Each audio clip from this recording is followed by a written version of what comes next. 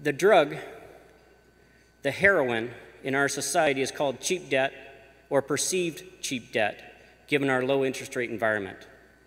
And I experimented a lot with this drug in university, using credit cards to buy beer and student loans to pay off credit cards.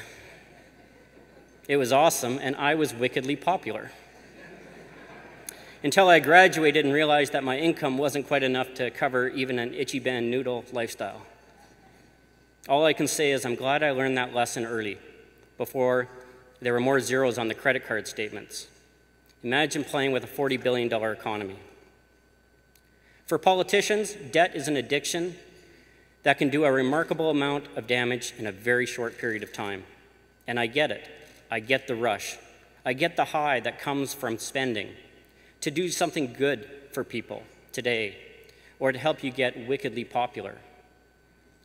But government's responsibility is not only to make its current adult and senior population happy. Responsible government needs to consider those that are young, like my kids and your kids, and those not yet born, for it is they that will be carrying the burden of debt for quite some time. If you think I'm up here blaming our provincial government, you're wrong. I'm not. They inherited 10 years of drunken sailor euphoria that came after the Klein years, which was the last time we made hard decisions about size of government, debt repayment, and government program spending. We in this room did not do our job over the past 10 years of euphoria.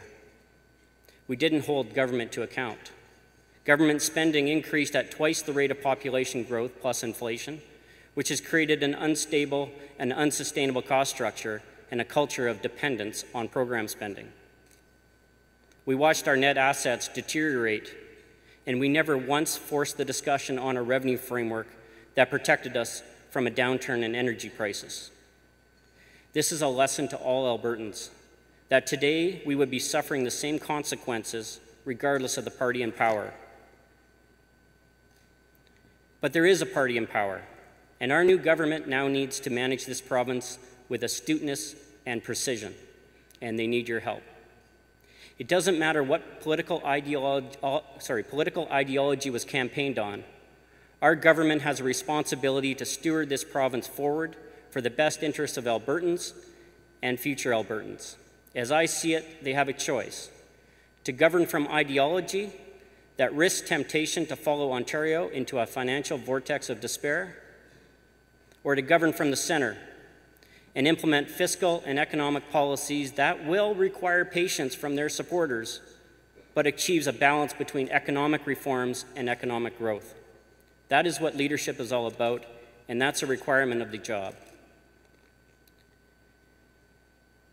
John F. Kennedy once said, "Let us not seek the Republican answer or the Democratic answer, but the right answer.